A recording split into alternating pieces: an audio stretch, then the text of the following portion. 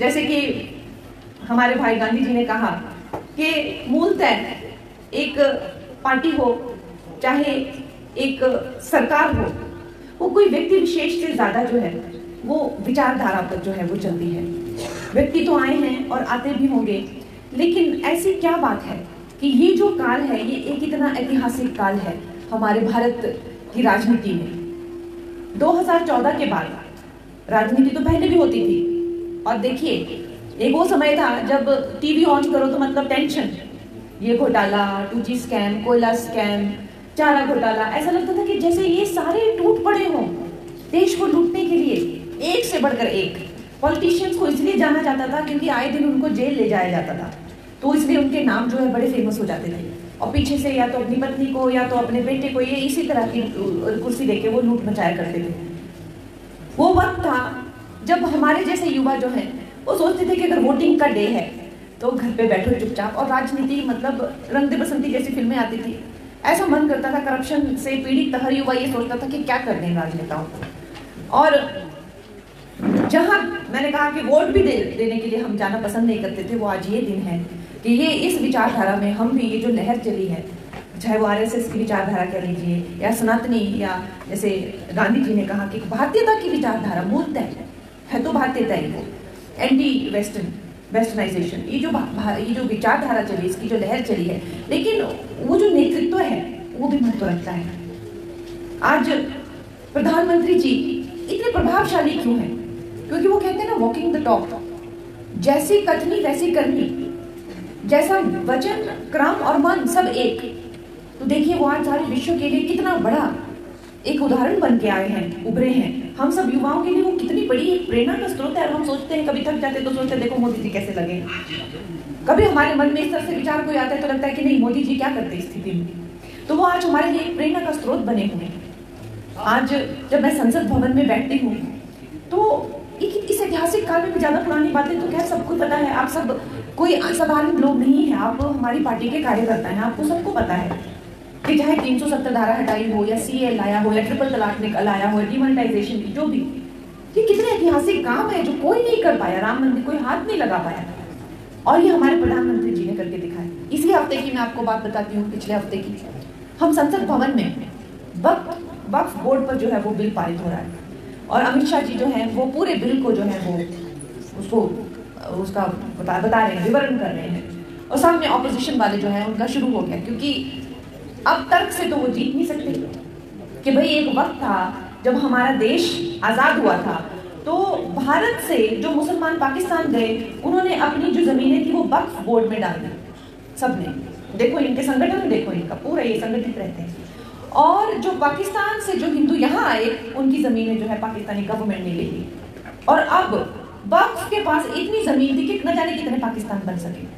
उनको कांग्रेस ने इस तरह की व्यवस्था करके दी थी कि आप जाके किसी भी गांव को, किसी भी बिल्डिंग को, किसी को भी कह सकते हैं कि हमारा है। और उन्होंने गांव के गांव कब्जा में कर लिए हैं, मंदिर अपने कब्जे में कर लिए हैं, चर्चे अपने कब्जे में कर लिए हैं। इस तरह से ये देश को बेच खाकर लूटने का ये पूरा बनाया हुआ है। और जब हमारे होम मिनिस्टर जी वहां पे इसका विवरण कर रहे हैं तो सामने से हमारे विपक्ष के लोग जो है वो कहते हैं और हम तो आ जाएंगे, सड़कों पे उतर आएंगे, और हम तो खूनो खून कर देते हैं। और यही तो इन लोगों की करतूतें थी, और यही तो हमेशा से इन लोगों के कारनामे थे। और वो वक्त मैंने देखा जब हमारे अमित शाह जी ने जो है वो शेर की तरह ललकार दी, और उन्होंने बोला कि मैं तुम देखता हूँ कैसे तुम लोग सड़क पे आते हो, और देखता हूँ कि मैं एक भी किसी भी इंसान को, कोई भी अगर तुम लोग खून का कतरा भी बहता है, और सब के सब जो है एकदम स्तब्ध रह गए। तो ये जो शक्ति है, ये जो कर्मठता है देश के लिए, ना कि कुछ कर जाने की, कर दिखाने की, यही तो विचारधारा है जिससे हम जुड़े हैं।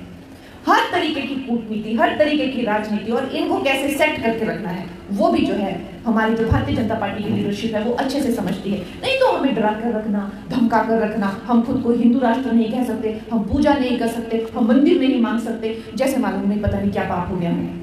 तो ये हमारा वक्त है, और ये वक्त है, और हम लोगों के लिए बड़े ही ये गर्व की बात है। खासकर आप लोग जो मेरे कार्यकर्ता लोग हैं, उनके लिए मैं मेरे पास आभार व्यक्त करने के लिए शब्द नहीं है। जब वक्फ बोर्ड पे हम लोगों को, मेरा तो खैर पहले ही कभी 7-8 महीने हुए मुझे MP बने हुए, तो मुझे तो इतना कोई तजुर्बा नहीं है, पता भी नहीं था। लेकिन जब हमें कहा जाता है कि भाई तुम लोगों ने बाहर नहीं जाना है और वो हॉल भी लॉक किया जाता है कि हर एक जो पार्लियामेंटेरियन है, एमपी है, बहुत ही आवश्यक है और बिल्कुल बाहर नहीं हो, अभी वोटिंग होगी, जब बिल पारित होते हैं तो वोटिंग करते हैं। तो मुझे वोटिंग करने के लिए जब वो मैं बटन दबाती हूँ तो मैं सोचती हूँ कि इस ऐतिहासिक वक्त का जो मैं हिस्सा बनी हूँ और आप सब लोगों का स्मरण करके मैं याद रखती हूँ कि भाई मंडी की जनता ने, हम सब जो है मोदी जी के साथ हैं और आपके बिहाफ पर और आपकी जगह जो है जब मैं वो बटन दबाती हूँ तो मुझे कितना गर्व महसूस होता है। दोस्तों, जैसे गांधी जी ने कहा कि कैसा हमारा दुर्भाग्य यहाँ पे हो गया है कि ये लुटेरी सरकार जो है यहाँ पे पूरी तरह से इन लोगों ने जो है छापा मारा हुआ है, पूरे जब्त कर लिया हुआ है। कैसी लूट मचाई हुई है कि 1 लाख करोड़ से ज्यादा का ये लोग कर्जा ले लिए हैं और अगर इनसे कोई हिसाब किताब मांगे कि भाई तुम लोगों ने जो कर्जा लिया है वो हमारे नाम पर, हम लोग उसको भुगतेंगे, हमारे आने वाली जनरेशन उसको भुगतेगी, तो हमें बताओ हमारे लिए क्या हुआ क्या उस कर्जे से। वो कोई छोटा अमाउंट नहीं है, 1 लाख करोड़ बहुत अमाउंट होता है, कुछ नहीं, कोई पता नहीं कहाँ जा रहा है वो पैसा। यही कांग्रेस की जो है, यही उनका असली, वो राजनीति में कोई किसी की सेवा करने के लिए या इस मनोस्थिति के साथ नहीं आए हैं, सिर्फ लूट मचाने के लिए वो आए हैं। और जब वो वोट भी मांगते हैं तो देखिए ना, आप कभी देखा है कि हमारी सरकार ने इस तरह के झूठे वादे किए हों, इतने में हम दूध लेंगे, इतने में हम गोबर लेंगे, इतने में हम महिलाओं को इतना पैसा देंगे।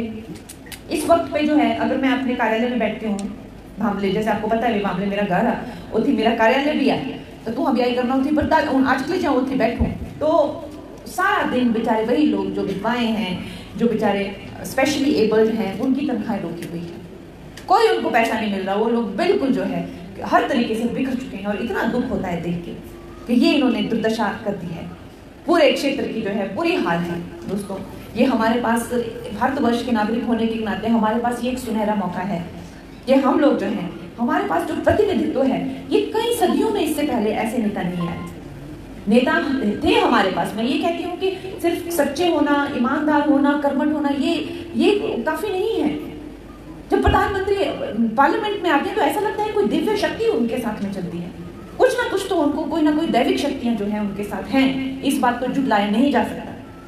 हमें अगर छोटा सा मंदिर भी बनाना हो, मेरी मम्मी जो भी बड़े सपने होते भाई कि मंदिर बनावा, हमारी कुलदेवी थी कुछ होते मंदिर नहीं बनता था से, तो आप ही मंदिर बनाइए, आप ही मंदिर बनाइए। तो मैं से कुलदेवी टोली उदयपुर तो उठा थे, मैं से पत्थर लग गया कने शूटिंग थी लगी करने तासे कुन क्यों लंदा कने से पत्थर रखी था, तब एक मेरे जो इतना सपना आया भाई वही लाके रखी इस पत्थर को। तो भाई जो पता मंदिर किया बनाए, मंदिर बनाने खातर भी जो कुछ ना कुछ एक आशीर्वाद चाहिए हुआ भगवान ने, जहाँ छोटा सा मंदिर भी अपने कुलदेवी भी बनाना होता भी उसको भी भगवान चुनते हैं, उस इंसान को भगवान चुनता है कि भाई मेरा मंदिर यही बनाएगा। तो जो राम मंदिर कितने सदियों से वो बनना चाह रहा था राम मंदिर, लेकिन श्री राम ने भी उनको चुना कि मेरा मंदिर यही बनाएगा और मोदी जी ने ही उनका मंदिर बनाया।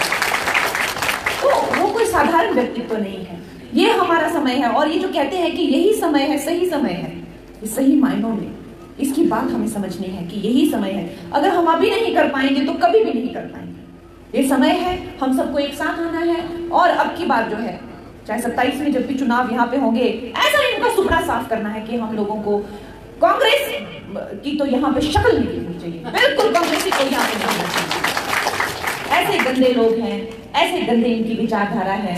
अब देखिए, जब हम इलेक्शन भी लड़ रहे थे तो ठीक है, मेरे को टिकट अगर मिला तो भाई मेरे को अपनी कामयाबी पे या अपने काम से मिला है। किसी को ये कहना कि भाई मंडी की बेटी के क्या भाव हैं, मंडी में कैसे भाव, ऐसे कोई शोभा देती है ऐसी बातें? आप बताइए, ऐसी राजनीति होती है क्या? किसी बेटी के बारे में ऐसा बोलना या मंडी की महिलाओं के बारे में। और अब क्या हुआ, अब वो राजा बाबू रोज बैठ जाता है मीडिया को बुला के, सांसद दिखती नहीं है, सांसद दिखती नहीं है। भाई सांसद भवन में है, हमें 8 महीने मुझे मेंबर ऑफ पार्लियामेंट बने हुए हैं, आप देखिए अभी शपथ लिए हुए हैं, और आज तक कोई भी एमपी जो है वो भरमौर नहीं क्या किया। मैं भरमौर तक सांसद निधि देके आई हूँ, 8 महीनों में मैंने 1.5 से 2 करोड़ की सांसद निधि अभी दे दी है ऑलरेडी। और अगर पिछले 2-3 जगहों को मिलाएं जिनमें मैंने पिछले हफ्ते का अभी टूर किया, और आज गांधी जी तो बोल रहे हैं 50 से नीचे तो मैंने मानना ही नहीं है, तो 3 करोड़ की हो जाएगी। तो कहने का मतलब तात्पर्य ये है कि इनकी राजनीति कोई सही राजनीति नहीं है।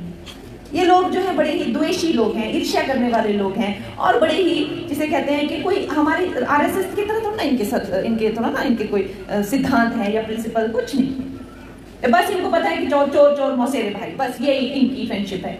जैसे हमारी फ्रेंडशिप होती है आइडियोलॉजी पे, विचारधारा पे, इनकी फ्रेंडशिप यही है कि चोर चोर मौसेरे भाई। पर दोस्तों, अब जो हमारा मौका है, खासकर अब हमारे ये मंडल भी बन गए हैं अलग अलग, तो हमारी यही उम्मीद रहनी चाहिए कि देखो 4 की 4 सीटें हमने मोदी जी की झोली में डाल के दी, और अब भी 60-62 जो भी हमारी सीटों का नंबर है, 68 इन्होंने जो बताया उसमें से 60, मैं तो कहती हूँ कि 68 में से 68 बीजेपी को मिलनी चाहिए। ऐसा हिमाचल प्रदेश का पूरे देश में लोग बात करने चाहिए कि भाई हिमाचल प्रदेश में 68 की 68 कैसे हिमाचली, मतलब इतने सनातनी है क्या हिमाचल, एक्स्ट्रा सनातनी है क्या?